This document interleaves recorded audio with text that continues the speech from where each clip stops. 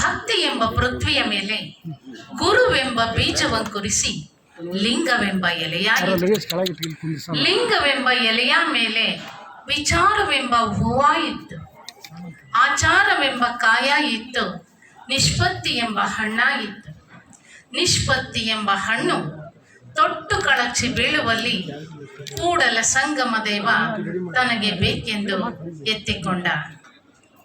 ಈ ಕಾರ್ಯಕ್ರಮದ ದಿವ್ಯ ಸಾನ್ನಿಧ್ಯವನ್ನು ವಹಿಸಿರುವಂತಹ ಸಾಣೆಹಳ್ಳಿಯಂತಹ ಕುಗ್ರಾಮವನ್ನ ಇಡೀ ಜಗತ್ತಿಗೆ ಪರಿಚಯಿಸಿದಂತಹ, ರಂಗಭೂಮಿ ಕ್ಷೇತ್ರದಲ್ಲಿ ಅಪಾರವಾದಂತಹ ಸೇವೆಯನ್ನು ಮಾಡಿರುವಂತಹ, ಶಿಕ್ಷಣ ಕ್ಷೇತ್ರಕ್ಕೆ ಸಾಕಷ್ಟು ಸಾಧನೆಯನ್ನು ಮಾಡಿ ನನ್ನಂಥ ಲಕ್ಷಾಂತರ ವಿದ್ಯಾರ್ಥಿಗಳನ್ನ ಅವರಿಗೆ ಒಳ್ಳೆ ಶಿಕ್ಷಣವನ್ನು ಕೊಡುವ ಮೂಲಕ, ಅನ್ನ ಆಶ್ರಯ ಅಕ್ಷರ ಕೊಡುವ ಮೂಲಕ ಅವರ ಬಾಳಿಗೆ ಬೆಳಕಾಗಿರುವಂತಹ ಹಾಗೂ ಸಾಹಿತ್ಯ ಕ್ಷೇತ್ರಕ್ಕೆ ಅಪಾರವಾದ ಸೇವೆಯನ್ನು ಕೊಟ್ಟು ಕನ್ನಡದ ಸಾಹಿತ್ಯ ಕ್ಷೇತ್ರ ಮತ್ತೊಂದಷ್ಟು ಶ್ರೀಮಂತವಾಗುವಂತೆ ಮಾಡಿರುವಂತಹ, ಸಮಾಜದಲ್ಲಿ ತಾಂಡವಾಡ್ತಾ ಇರ್ತಕ್ಕಂಥ ಅಜ್ಞಾನಗಳನ್ನ ಓಡಿಸೋದಕ್ಕಾಗಿ ಹಲವಾರು ಕಾರ್ಯಕ್ರಮಗಳನ್ನು ಮಾಡುವಂತಹ, ಇಡೀ ತಮ್ಮ ಬದುಕನ್ನೇ ಬಸವಮಯವನ್ನಾಗಿ ಮಾಡಿರುವಂತಹ, ಬಸವ ತತ್ವವನ್ನ ಜಗತ್ತಿಗೆ ಸಾರ್ತಾ ಇರುವಂತಹ,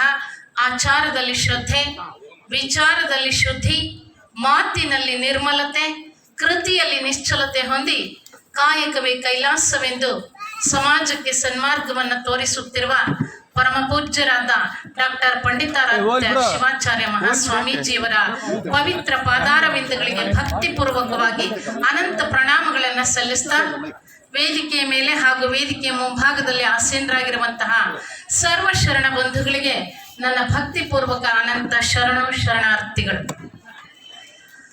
ಅಮ್ಮ ಎಂಬ ಮಾತಿಗಿಂತ ಬೇರೆ ಮಂತ್ರ ಎಲ್ಲಿದೆ, ಅದು ನೀಡುವ ಶಾಂತಿ ಕಾಂತಿ ಯಾವ ತಾರೆ ರವಿಗಿದೆ.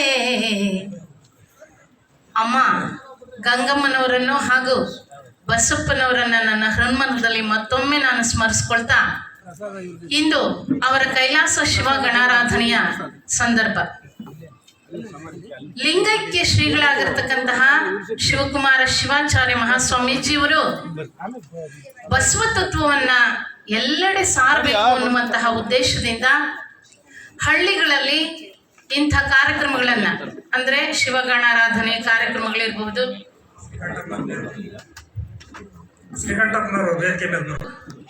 ಮದುವೆಯಂತಹ ಕಾರ್ಯಕ್ರಮಗಳಿರಬಹುದು ಅಥವಾ ನಾಮಕರಣಗಳಿರ್ಬೋದು, ಇಂತಹ ಕಾರ್ಯಕ್ರಮಗಳಲ್ಲಿ ಎಲ್ಲ ಬಂಧು ಬಾಂಧವರು ಸೇರ್ಕೊಂಡಿರ್ತಾರೆ. ಆ ಬಂಧುಗಳೆಲ್ಲರೂ ಬರೀ ಒಲೆ ಅಡಿಗೆಯನ್ನು ಮಾತ್ರ ಊಟ ಮಾಡ್ಕೊಂಡು ಹೋಗದೆ ಸ್ವಲ್ಪ ತಲೆ ಅಡಿಗೆಯನ್ನು ಸಹ ಊಟ ಮಾಡ್ಕೊಂಡು ಹೋಗ್ಲಿ ಅಂತವಂತಹ ಉದ್ದೇಶದಿಂದ ಇಂಥದ್ದೊಂದು ಕಾರ್ಯಕ್ರಮವನ್ನ ಆರಂಭಿಸಿದ್ರು ಲಿಂಗೈಕ್ಯ ಜಗದ್ಗುರುಗಳಾಗಿರ್ತಕ್ಕಂಥ ಶಿವಕುಮಾರ ಶಿವಾಚಾರ್ಯ ಮಹಾಸ್ವಾಮೀಜಿಯವರು.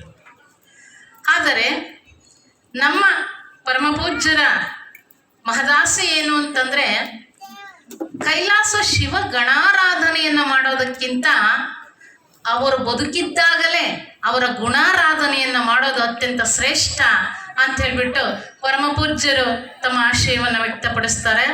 ಹಾಗಾಗಿ ಇವತ್ತು ಗಂಗಮ್ಮನವರು ಇಂತಹ ಒಂದು ಗುಣಾರಾಧನೆಯ ಕಾರ್ಯಕ್ರಮದಲ್ಲಿ ತಮ್ಮ ಕಣ್ಣು ಮುಂದೆನೆ ಇಷ್ಟೊಂದು ಬಂಧು ಬಾಂಧವರೆಲ್ಲ ಬಂದ್ಬಿಟ್ಟು ತಮ್ಮ ಬಗ್ಗೆ ನಾಲ್ಕಾರು ಮಾತುಗಳನ್ನ ಕೇಳುವಾಗ ಅವರಿಗಾಗುವಂತಹ ಸಂತೋಷವೇ ಬೇರೆ ಇತ್ತು. ಇವತ್ತು ಅವರನ್ನ ಕಳ್ಕೊಂಡು ನಾವೆಲ್ಲ ದುಃಖ ತಪ್ತರಾಗಿ ಅವರನ್ನ ಸ್ಮರಿಸ್ಕೊಳ್ತಕ್ಕಂತಹ ಈ ಒಂದು ಕಾರ್ಯಕ್ರಮವೇ ಬೇರೆ ರೀತಿ ಇರುತ್ತೆ.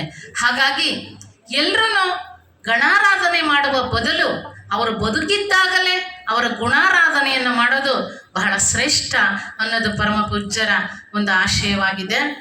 ಮುಂದಾದ್ರೂ ಇಂಥ ಕಾರ್ಯಕ್ರಮಗಳ ಬದಲಾಗಿ ಗುಣಾರಾಧನೆಯ ಕಾರ್ಯಕ್ರಮಗಳು ಹೆಚ್ಚೆಚ್ಚು ನಡೀಲಿ ಅಂತ ಹೇಳ್ಬಿಟ್ಟು ನಾನು ಆಶಯವನ್ನು ವ್ಯಕ್ತಪಡಿಸ್ತೇನೆ. ಬಂಧುಗಳೇ, ಆವ ವಿದ್ಯೆಯ ಕಲಿತರು ಸಾವ ವಿದ್ಯೆ ಬೆನ್ನು ಬಿಡದು.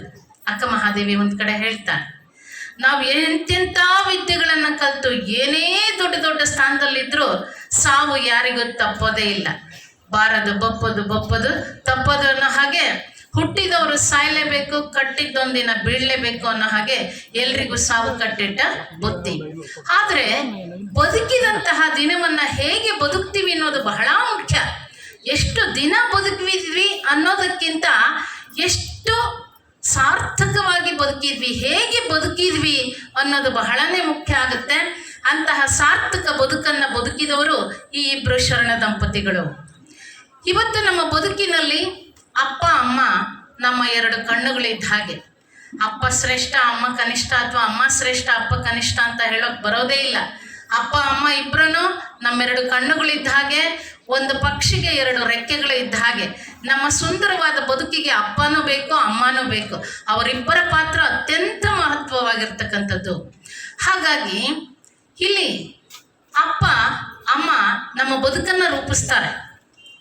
ಅಮ್ಮ ಅಂದರೆ ಮಮತೆ, ಅಪ್ಪ ಅಂದರೆ ಭದ್ರತೆ, ಅಮ್ಮ ಅಂದರೆ ಅನುರಾಗ, ಅಪ್ಪ ಅಂದರೆ ಅನುಬಂಧ.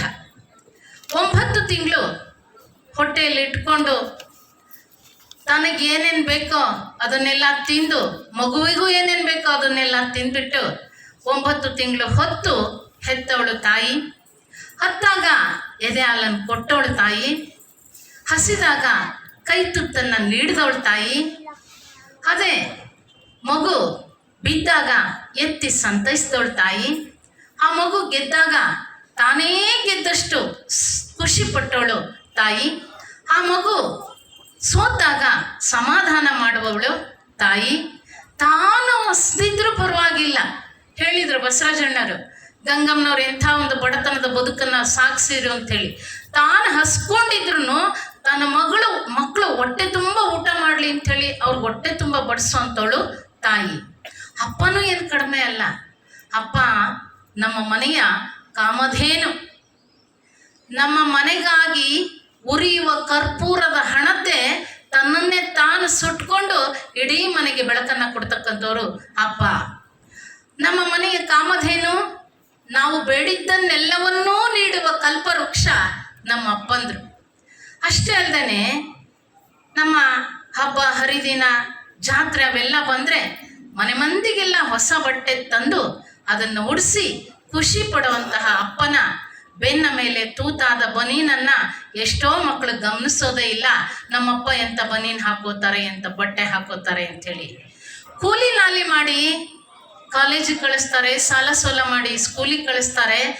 ಮತ್ತು ಹೊಸ ಶೂ ಚಪ್ಪಲಿ ಕೊಡಿಸ್ಬಿಟ್ಟು ಆ ಮಕ್ಕಳನ್ನ ಶಾಲೆ ಕಾಲೇಜಿಗೆ ಕಳಿಸೋಂತಹ ಆ ಅಪ್ಪನ ಹರಿದ ಹವಾಯಿ ಚಪ್ಪಲಿಯನ್ನು ನಾವು ಮಕ್ಕಳಾದವ್ರು ಯಾರು ಎಷ್ಟು ಜನ ಗಮನಿಸ್ತೀವೋ ನಮಗೇನೆ ಗೊತ್ತಿಲ್ಲ. ಇಂಥ ಕಷ್ಟದಲ್ಲಿ ಬೆಳೆದು ತಾವು ಕಷ್ಟಪಟ್ಟರೂ ಪರವಾಗಿಲ್ಲ, ತಮ್ಮ ಮಕ್ಕಳು ಸುಖವಾಗಿರ್ಬೇಕು ಅಂತೇಳಿ ಬಯಸೋರು ಅಪ್ಪ ಅಮ್ಮ. 9 ತಿಂಗಳು ಹೊತ್ತು ಹೆತ್ತವಳು ಅಮ್ಮನಾದರೂ ಒಳಗೊಳಗೆ ಅತ್ತದ್ದು ಅಪ್ಪ. ಏನು ಎದೆಯಾಲನ್ನು ಕೊಟ್ಟವಳು ಅಮ್ಮನಾದರೂ ಅಪ್ಪ ದುಡ್ದು ಊಟವನ್ನ ಹಾಕದಂತವನು. ಹುಟ್ಟಿದಾಗ ಮಗು ಅಮ್ಮ ಅಂತೇಳಿ ಕೂಗಿದ್ದು ಅಮ್ಮನನ್ನಾದರೂ ಬಿಗಿ ಹಿಡಿದಂಥ ಉಸಿರನ್ನ ಬಿಟ್ಟವನು ಅಪ್ಪ. ತಲೆಗೆ ವಿದ್ಯೆಯನ್ನು ಹತ್ತಿಸಿದ್ದು ಅಮ್ಮನಾದರೂ ಆ ವಿದ್ಯೆಗೆ ಇಡೀ ಬದುಕಿನುದ್ದ ಪ್ರತಿ ಹೆಜ್ಜೆಗೂ ಪ್ರತಿ ದಿನವೂ ತಮ್ಮ ಬದುಕಿಗೆ ಬೆಳಕಾದವರು ಅಪ್ಪ. ಅಷ್ಟೇ ಅಲ್ಲದೆ ಕೇಳಿದ್ನೆಲ್ಲ ಕೊಟ್ಟಿದ್ದು ಅಮ್ಮನಾದರೂ ಆ ಕೊಡೋದಕ್ಕೆ ಕಾರಣವಾದಂತಹ ಕಾಣದ ಹಿಂದಿನ ಕೈಗಳು ಅಪ್ಪ. ಅಷ್ಟೇ ಅಲ್ಲದೆ ಮುದ್ದಿಸಿ ಹರಸಿ ಹಾರೈಸಿ ಪ್ರೀತಿ ಮಾಡಿದ್ದು ಅಮ್ಮನಾದರೂ ತನ್ನ ಪ್ರೀತಿಯನ್ನು ತೋರಿಸ್ಕೊಳ್ದೇನೆ ಒಳಗೇ ಮುಚ್ಚಿಟ್ಕೊಂಡು ಮೌನವಾಗಿದ್ದು ಅಪ್ಪ. ಇಂತಹ ಅಪ್ಪ ಅಮ್ಮ ನಾವೆಲ್ಲ ಕಣ್ಣಿಗೆ ಕಾಣೋ ದೇವರು ಅಂತೇಳಿ ಕರಿತೀವಿ ಅಮ್ಮನನ್ನ. ಆ ದೇವರಿಗೆ ದೇವರಾದವರು ಅಪ್ಪ.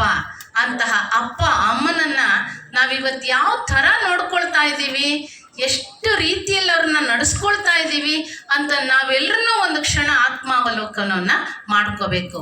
ಹಳ್ಳಿಗಳಲ್ಲಿ ಇವತ್ತು ನಿಜವಾಗ್ಲೂ ಹಳ್ಳಿಯಲ್ಲಿರೋರು ಅಪ್ಪ ಅಮ್ಮಂದ್ರು ಅಂದರೆ ತಂದೆ ತಾಯಿಗಳು ಪುಣ್ಯವಂತರು. ಮುದಿತನ ಶಾಪ ಅಂತೇಳಿ ಕರೀತಾರೆ. ಮುದಿತನ ಯಾರಿಗೂ ಬರಬಾರ್ದಪ್ಪ, ಅದು ಶಾಪ ಅಂಥೇಳಿ ಕರೀತಾರೆ. ಆದರೆ ಹಳ್ಳಿನಲ್ಲಿರ್ತಕ್ಕಂಥವ್ರು ಇವತ್ತು ನಿಜವಾಗ್ಲೂ ಅಪ್ಪ ಅಮ್ಮನನ್ನು ಚೆನ್ನಾಗಿ ನೋಡ್ಕೊಳ್ತಾರೆ. ಈ ವಿಷಯದಲ್ಲಿ ಅದೃಷ್ಟವಂತರು ಹಳ್ಳಿಗಿರೋರು. ಇನ್ನು ಪಟ್ಟಣಗಳಲ್ಲಿ ನೋಡಿದ್ರೆ ನಾವು ಅದ್ರ ಕತೆ ಹೇಳಲೇಬಾರ್ದು. ಅದ್ರ ಕಥೆಯನ್ನ ಅಷ್ಟು ತಾರಕಕ್ಕೆ ಹೋಗ್ಬಿಟ್ಟಿದೆ. ಅಪ್ಪ ಅಮ್ಮ ಅಂತಕ್ಕಂಥವ್ರು ಒಂದು ಹಳೆ ಸಾಮಾನುಗಳು ಅನ್ನೋ ರೀತಿ ಅವರನ್ನ ಇವತ್ತು ಪರಿಗಣಿಸ್ತಾ ಇದ್ದಾರೆ ಓದಿಸಿದಂತಹ ಮಕ್ಕಳು. ಇವತ್ತು ಮಕ್ಕಳನ್ನ ಓದಿಸ್ಲೇಬಾರ್ದೇನೋ ಅನ್ನುವಂತಹ ಒಂದು ಹಂತಕ್ಕೆ ಇವತ್ತು ಒಂದು ತಲುಪಿದೆ. ಯಾಕೆ ಅಂತಂದ್ರೆ ಅಷ್ಟೆಲ್ಲ ಕಷ್ಟಪಟ್ಟು ಓದಿಸಿರ್ತಾರೆ, ಅವರಿಗೆ ಜೀವನವನ್ನ ರೂಪಿಸಿರ್ತಾರೆ. ಮುದಿತನದಲ್ಲಿ ಹೆತ್ತ ತಂದೆ ತಾಯಿಯನ್ನ ನೋಡ್ಕೊಳ್ತಾ ಇಲ್ಲ. ಮೊನ್ನೆ ಈಗ ಒಂದು ತಿಂಗಳಿಂದೆ ಒಂದು ಸುದ್ದಿ ಹರಿದಾಡ್ತು, ನಿಮಗೆ ಗೊತ್ತಿದೆಯೋ ಇಲ್ಲೋ ಗೊತ್ತಿಲ್ಲ ನನಗೆ. ಇಬ್ಬರೇ ಗಂಡ ಹೆಂಡತಿ ಮನೇಲಿ ಇದ್ದಿದ್ದು, ಬೆಂಗಳೂರಲ್ಲಿ ಅನ್ಸುತ್ತೆ. ಅವರು ಮಕ್ಕಳೆಲ್ಲ ಪಾಶ್ಚಾತ್ಯ ದೇಶದಲ್ಲಿ ಇದ್ದಿದ್ದು. ಆ ಮಕ್ಕಳು ತಮ್ಮ ಅಪ್ಪ ಅಮ್ಮ ಇಬ್ಬರೇ ಇದ್ದಾರೆ, ವಯಸ್ಸಾಗಿರ್ತಕ್ಕಂಥವ್ರು, ತುಂಬಾ ವಯಸ್ಸಾಗಿದೆ ಅಂತೇಳಿ ಅವ್ರಿಗೆ ಅಟ್ಲೀಸ್ಟ್ ಫೋನ್ ಮಾಡಿ ವಿಚಾರಿಸ್ಕೊಳ್ಳೋ ಅಂತಹ ಒಂದು ಮನೋಭಾವನೂ ಆ ಮಕ್ಕಳಿಗೆ ಇಲ್ಲ. ಗಂಡ ಸತ್ತೋದ, ಹೆಂಡತಿಗೂ ತುಂಬಾ ವಯಸ್ಸಾಗಿತ್ತು. ಎಂಥ ವಯಸ್ಸು, ಅವ್ರಿಗೆ ಏನು ಎದ್ದು ಓಡಾಡಕ್ಕೂ ಆಗಲ್ಲ, ಅಷ್ಟು ವಯಸ್ಸು. ಗಂಡ ಸತ್ತಿದ್ದಾನೆ, ಹೆಂಡತಿಗೆ ಏನು ಮಾಡಬೇಕು, ಅಷ್ಟು ವಯಸ್ಸಾಗಿದೆ ಅದಕ್ಕೂ ಅಮ್ಮಂಗೆ. ಆ ಅಜ್ಜಿನೂ ಅದನ್ನ ನೋಡಿ ಅದು ಸತ್ತು ಹೋಗಿದೆ. ಇಬ್ರು ಮನೆ ಒಳಗೆ ಸತ್ತಿದ್ದಾರೆ. 3 ತಿಂಗಳಾದ್ರೂ ಅಕ್ಕಪಕ್ಕದವ್ರಿಗೂ ಗೊತ್ತಿಲ್ಲ, ಮಕ್ಕಳಿಗೂ ಗೊತ್ತಿಲ್ಲ, ನೆಂಟರಿಷ್ಟ್ರಿಗೂ ಗೊತ್ತಿಲ್ಲ, ಯಾರಿಗೂ ಗೊತ್ತಿಲ್ಲ. ಅವು ಹೆಣಗಳು ಕೊಳೆತು ಎಲ್ಲ ಮೂಳೆಗಳು ಮಾತ್ರ ಉಳ್ಕೊಂಡಿದ್ದಾರೆ. ಅಂಥ ಸಂದರ್ಭದಲ್ಲಿ ಪಕ್ಕದ ಮನೆಯವ್ರು ಯಾರೋ ಹೇಳಿದಾಗ ಪೊಲೀಸ್ನವ್ರು ಬಂದು ಆ ಮನೆ ಬಾಗಿಲನ್ನ ಹೊಡೆಸಿ ನೋಡಿದ್ರೆ ಆ 2 ಹೆಣಗಳು ಆಗ್ಲೇನೆ ಕೊಳೆತು ಅವೆಲ್ಲ ಬರೀ ಮೂಳೆ ಬಿಟ್ಕೊಂಡಿದ್ದಾವೆ. ನಮ್ಮ ಸಮಾಜ ಎತ್ತ ಸಾಕ್ತಾ ಇದೆ ಇವತ್ತು. ಸಂಬಂಧಗಳ ಬೆಲೆ ಯಾಕೆ ನಮ್ಮ ಮಕ್ಕಳಿಗೆ ಗೊತ್ತಾಗ್ತಾ ಇಲ್ಲ? ನಮ್ಮ ಮಕ್ಕಳನ್ನ ಇವತ್ತು ನಾವು ಬುದ್ಧಿವಂತರನ್ನಾಗಿ ಬೆಳೆಸ್ತಾ ಇದ್ದೀವಿ, ಒಳ್ಳೆ ಶಿಕ್ಷಣವನ್ನ ಕೊಡ್ತಾ ಇದ್ದೀವಿ, ಸಂಸ್ಕಾರವನ್ನ ಕೊಡ್ತಾ ಇಲ್ಲ, ಬುದ್ಧಿವಂತರನ್ನಾಗಿ ಮಾಡ್ತಾ ಇದ್ದೀವಿ, ಭಾವನಾ ಜೀವಿಗಳನ್ನಾಗಿ ಮಾಡ್ತಾ ಇಲ್ಲ. ಇವತ್ತು ನಮ್ಮ ಮಕ್ಕಳನ್ನ ಬುದ್ಧಿವಂತರನ್ನಾಗಿ ಮಾಡುವ ಜೊತೆಗೆ ಭಾವನೆಗಳನ್ನು ಅವರಲ್ಲಿ ಬೆಳೆಸುವಂತಹ ಅಗತ್ಯ ಇವತ್ತು ತುಂಬಾನೇ ಇದೆ. ಭಾವನೆಗಳು ಇದ್ರೆ ಮಾತ್ರ ಇವ್ರು ನಮ್ಮಪ್ಪ, ಇವ್ರು ನಮ್ಮಮ್ಮ, ಇವ್ರು ನಮ್ಮ ಸಂಬಂಧಿಕರು, ಇದು ನಮ್ಮ ನಾಡು, ಇದು ನಮ್ಮ ದೇಶ, ಇವ್ರು ನಮ್ಮ ಗುರುಗಳು ಅನ್ನುವಂತಹ ಭಾವನೆ ಬೆಳೆಯೋದು ಭಾವನೆಯಿಂದ ಬೆಳೆಯುತ್ತೆ ಹೊರತು ಬುದ್ಧಿಯಿಂದ ಬೆಳೆಯೋದಕ್ಕೆ ಸಾಧ್ಯ ಇಲ್ಲ. ಹಾಗಾಗಿ ಇವತ್ತು ತಂದೆ ತಾಯಿಗಳು ಮಕ್ಕಳಿಗೆ ಜೊತೆಗೆ ಭಾವನೆಗಳನ್ನು ಸಹ ನಾವು ಬೆಳೆಸಬೇಕಾಗಿದೆ. ಶಿಕ್ಷಣದ ಜೊತೆಗೆ ಸಂಸ್ಕಾರವನ್ನು ಸಹ ಬೆಳೆಸಬೇಕಾಗಿದೆ. ಇವತ್ತು ನೋಡಿ, ನಮ್ಮ ಮಕ್ಕಳು ನಾವು ಯಾವ್ದಾದ್ರು ಇಂಥ ಕಾರ್ಯಕ್ರಮಕ್ಕೆ ಹೋಗ್ತೀವಿ ಅಂತಂದ್ರೆ ನಮ್ಮ ಜೊತೆ ಬರೋದಕ್ಕೆ ಅವ್ರು ಇಷ್ಟಪಡೋದಿಲ್ಲ. ನೀವು ಹೋಗ್ರಿ, ನಾವು ಬರಲ್ಲ ಅಂತಾರೆ. ಅವ್ರು ಏನಿದ್ರು ಬೆರೆಯೋದು ಮೊಬೈಲ್ ಜೊತೆಗೆ ಅವ್ರ ಫ್ರೆಂಡ್ಸ್ಗಳ ಜೊತೆಗೆ ಮಾತ್ರ ಅವ್ರು ಬೆರೀತಾರೆ ಹೊರತು ನಮ್ಮ ಜೊತೆಗೆ, ನಮ್ಮ ಸಂಬಂಧಿಕರ ಜೊತೆಗೆ ಯಾರ ಜೊತೆಗೂ ಬರೋದಿಲ್ಲ. ಹಾಗಾಗಿ ಯಾವ ಸಂಬಂಧಿಕರ ಪರಿಚಯವನ್ನು ನಾವು ಅವ್ರಿಗೆ ಮಾಡಿಕೊಡೋದಕ್ಕೆ ಆಗೋದಿಲ್ಲ. ಹಿಂದೆಲ್ಲ ಬಸವರಾಜಣ್ಣವ್ರು ಹೇಳಿದ್ರು, ರಜಾ ಬಿಟ್ಟ ತಕ್ಷಣ ನಾವು ಅಜ್ಜನ ಮನೆಗೆ ಹೋಗ್ತಿದ್ವಿ ಅಂತೇಳಿ. ಅಲ್ಲಿ ಬಾಂಧವ್ಯಗಳು ಬೆಸೀತಾ ಇತ್ತು. ಎಲ್ಲ ಚಿಕ್ಕಮ್ಮನ ಮಕ್ಕಳು, ದೊಡ್ಡಮ್ಮನ ಮಕ್ಕಳು, ದೊಡ್ಡಪ್ಪರು, ಮಾವನ ಮಕ್ಕಳು ಎಲ್ಲರೂ ಬಂದು ಸೇರ್ಕೊಳ್ತಾ ಇದ್ರು. ಎಲ್ಲರೂ ಜೊತೆಗೆ ಬೆರೀತಾ ಇದ್ರು, ಎಲ್ಲರ ಜೊತೆಗೆ ಆಡಿ ಖುಷಿ ಪಡ್ತಾ ಇದ್ರು. ಇವರೆಲ್ಲ ನಮ್ಮವರು ಅನ್ನೋ ಭಾವನೆ ಅವರಲ್ಲಿ ಇರ್ತಿತ್ತು. ಆದ್ರೆ ಇವತ್ತು ಆ ಭಾವನೆ ಮನೆ ಒಳಗೇನೆ ಇಲ್ಲ. ಇವತ್ತು ನಾವು ದೊಡ್ಡ ಭವನಗಳನ್ನು ಕಟ್ತಾ ಇದ್ದೇವೆ, ಭಾವನೆಗಳನ್ನ ಕಟ್ತಾ ಇಲ್ಲ. ದೊಡ್ಡ ಮನೆಗಳನ್ನ ಕಟ್ತಾ ಇದ್ದೇವೆ, ಮನಸ್ಸುಗಳನ್ನ ಕಟ್ತಾ ಇಲ್ಲ. ಇವತ್ತು ಬೇಕಾದಷ್ಟು ವಿದ್ಯಾರ್ಹತೆ ಇದೆ, ಆದ್ರೆ ಸಾಮಾನ್ಯ ಜ್ಞಾನ ಮಾತ್ರ ಇಲ್ಲ. ಬೇಕಾದಷ್ಟು ವಿಷಯ ಸಂಗ್ರಹ ಇದೆ ನಮ್ಮಲ್ಲಿ, ಆದ್ರೆ ವಿವೇಚನೆ ಮಾತ್ರ ಇಲ್ಲ. ಚಂದ್ರಲೋಕಕ್ಕೆ ಹೋಗಿ ಬಂದಿದ್ದೀವಿ, ನಮ್ಮ ಮನೆ ಕಾಂಪೌಂಡ್ ದಾಟಿ ಪಕ್ಕದ ಮನೆಯವ್ರ ಜೊತೆಗೆ ಹೇಗಿರ್ಬೇಕು ಅನ್ನೋದು ನಮಗೆ ಗೊತ್ತಿಲ್ಲ. ಭೌತಿಕವಾಗಿ ಶ್ರೀಮಂತರಾಗ್ತಾ ಇದ್ದೀವಿ, ಭಾವನಾತ್ಮಕವಾಗಿ ದರಿದ್ರರಾಗ್ತಾ ಇದ್ದೀವಿ. ಆಸ್ತಿ ಪಾಸ್ತಿಗಳ ಬೆಲೆ ಗಗನಕ್ಕೇರ್ತಾ ಇದೆ, ಮಾನವೀಯ ಮೌಲ್ಯಗಳ ಬೆಲೆ ಕುಸ್ತು ಕಾಲ್ ಕಸ ಆಗ್ತಾ ಇದೆ. ಇವತ್ತು ನಾವು ವಿಶ್ವಶಾಂತಿ ಬಗ್ಗೆ ಮಾತಾಡ್ತೀವಿ, ನಮ್ಮ ಮನೆಯಲ್ಲಿ ಕಿತ್ತು ಹೊಡೆದಾಡ್ಕೊಂಡು ಸಾಯ್ತಾ ಇದ್ದೀವಿ. ಅಣ್ಣ ತಮ್ಮಂದ್ರು ಒಂದು 10 ಗುಂಟೆ ಅಥವಾ ಒಂದು ಗೆರೆ ಜಮೀನಿಗಾಗಿ, ಒಂದು ಗೇಣ್ ಜಮೀನಿಗಾಗಿ ಒಬ್ರನ್ನೊಬ್ರು ಹೊಡೆದು ಸಾಯಿಸುವಂಥ ಪರಿಸ್ಥಿತಿ ಇವತ್ತು ನಾವು ಬಂದು ತಲುಪಿದ್ದೀವಿ. ಇಂಥ ಸಂದರ್ಭದಲ್ಲಿ ನಾವು ಹೇಗೆ ಬದುಕಬೇಕು?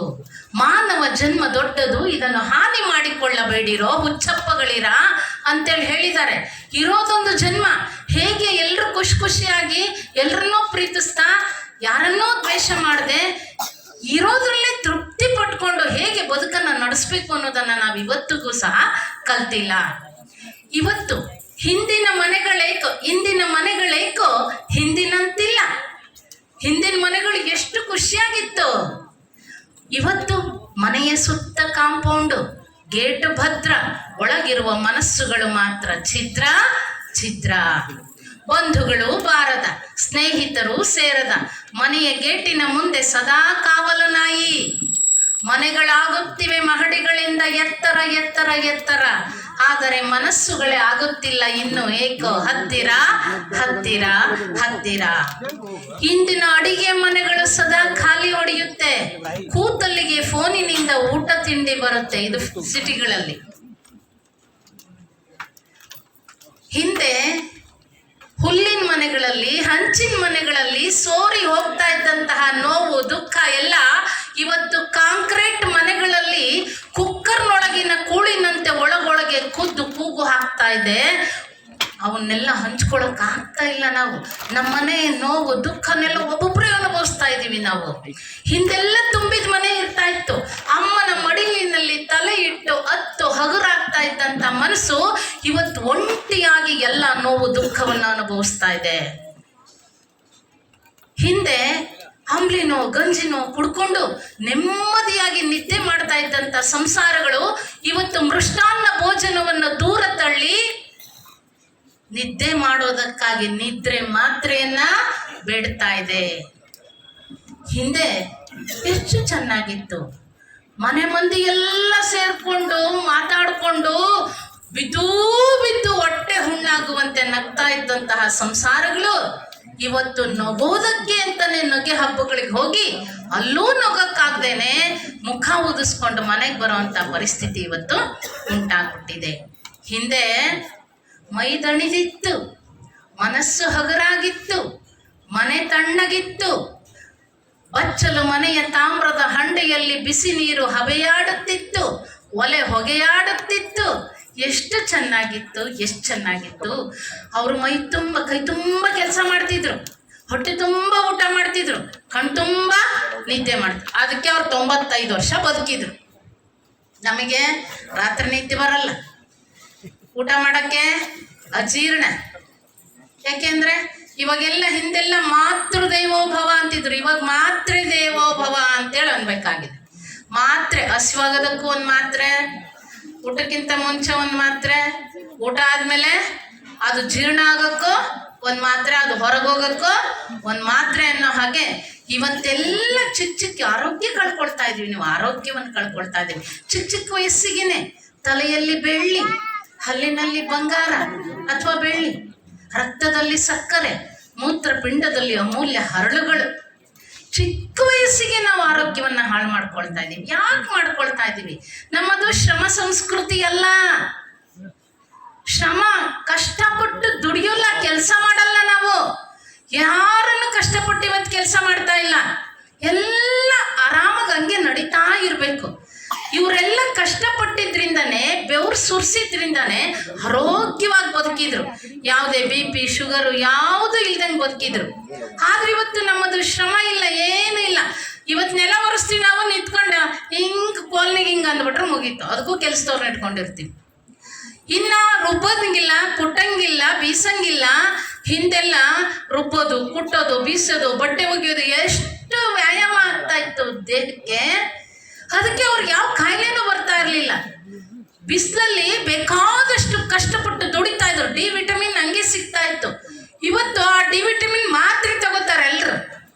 ತಿಂದದ್ದು ಜೀರ್ಣ ಆಗಲ್ಲ, ಡಿ ವಿಟಮಿನ್ ಇಲ್ಲ ಅಂತಂದ್ರೆ. ಅಂಥ ಒಂದು ಪರಿಸ್ಥಿತಿಗೆ ಇವತ್ತು ಬಂದು ತಲುಪಿದೀವಿ. ಮಾತ್ರೆ ದೇವೋಭವ, ಮಾತ್ರೆ ಇಲ್ದಿದ್ರೆ ನಾವು ಬದುಕೋದಕ್ಕೆ ಸಾಧ್ಯನೇ ಇಲ್ಲ ಅನ್ನುವಂತಹ ಪರಿಸ್ಥಿತಿಗೆ ಬಂದು ಆರೋಗ್ಯವನ್ನು ಕಳ್ಕೊಳ್ತಾ ಇದೀವಿ. ನಮ್ಮ ಆರೋಗ್ಯ ಇರೋದು ಕೈ ತುಂಬ ಕೆಲಸ ಮಾಡಬೇಕು, ಮನೆ ಅಡುಗೆಯನ್ನು, ಸಾಂಪ್ರದಾಯಿಕ ಅಡುಗೆಯನ್ನು ಊಟ ಮಾಡಬೇಕು.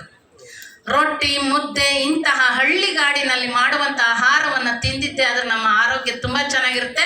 ಅದ್ರ ಜೊತೆಗೆ ನಮ್ಮ ಮನಸ್ಸನ್ನು ಕೆಡಿಸ್ಕೊಳಕ್ಕೆ ಹೋಗಬಾರ್ದು. ನಮ್ಮ ಒಳಿತು ಕೆಡುಕುಗಳ ಮೂಲ ಮನಸ್ಸು. ಆ ಮನಸ್ಸು ಒಂದು ಚೆನ್ನಾಗಿದೆ, ನಮ್ಮ ಬದುಕು ತುಂಬಾ ಚೆನ್ನಾಗಿರುತ್ತೆ. ಬರೀ ಅವ್ರನ್ನ ಕಂಡು ಹೊಟ್ಟೆ ಕಿಚ್ಚಿಬಿಟ್ಟೆ, ಇವ್ರನ್ನ ಕಂಡು ಹೊಟ್ಟೆ ಕಿಚ್ಚಿಬಿಟ್ಟೆ, ಅವ್ರ ಜೊತೆ ಅವ್ರ ಬಗ್ಗೆ ಮಾತಾಡಿದೆ, ಇವ್ರ ಬಗ್ಗೆ ಮಾತಾಡಿದೆ, ನಮ್ಮ ಬಗ್ಗೆ ನಾವು ಮಾತಾಡ್ಕೊಳ್ಳೋದೇ ಇಲ್ಲ. ನಾನು ಹೆಂಗಿದ್ದೀನಿ ಇದನ್ನು ನಾವು ಯಾವತ್ತೂ ಮಾತಾಡ್ಕೊಳ್ಳಲ್ಲ. ಬರೀ ಅವರು ಇವರು ಅವ್ರು ಆ ಸೀರೆ ತಗೊಂಡ್ರು, ಇವರು ಈ ಒಡವೆ ತಗೊಂಡ್ರು, ಅವ್ರು ಹಂಗಿದ್ದಾರೆ ಹಿಂಗಿದ್ದಾರೆ, ಬರೀ ನಮ್ಮ ತಲೆನಲ್ಲಿ ಬೇರೆಯವ್ರನ್ನ ಬಿಟ್ಕೊಂಡಿರ್ತೀವಿ ಹೊರತು ನಮ್ಮ ತಲೆನಲ್ಲಿ ನಾವೇ ಇರೋದಿಲ್ಲ.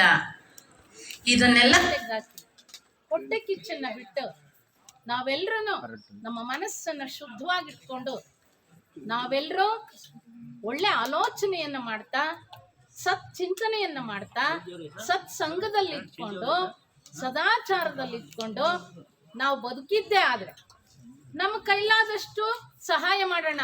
ಆದ್ರೆ ಆಗ್ಲಿಲ್ವೋ ಬೇರೆಯವ್ರಿಗೆ ಕೆಟ್ಟದ್ದನ್ನು ಬಯಸ್ದೆ ನಾವು ನಮ್ಮ ಪಾಡಿಗೆ ನಾವು ಆರಾಮಾಗಿದ್ರೆ ಸಾಕು, ಅದೇ ಸಾರ್ಥಕವಾದಂತಹ ಜೀವನ. ಇಂಥ ಜೀವನವನ್ನು ನಾವಿವತ್ತು ಮಾಡ್ಕೋಬೇಕಾಗಿದೆ.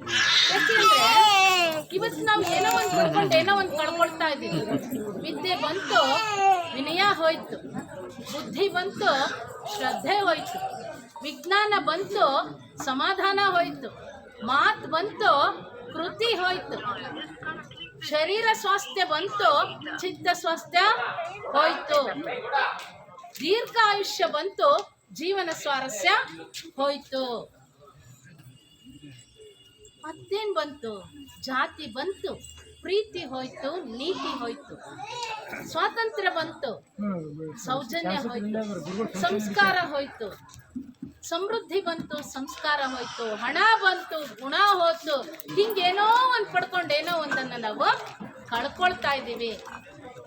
ಆದರೆ ನಾವು ಈ ಬದುಕಿರೋ ತನಕ ಚೆನ್ನಾಗಿರ್ಬೇಕಪ್ಪ ಅಂತಂದ್ರೆ ನೋಡಿ, ಯಾರು ನಾವಿಲ್ಲಿ ಎಷ್ಟು ವರ್ಷ ಇರ್ತೀವಿ ಅಂತ ಗ್ಯಾರಂಟಿ ಇಲ್ಲ.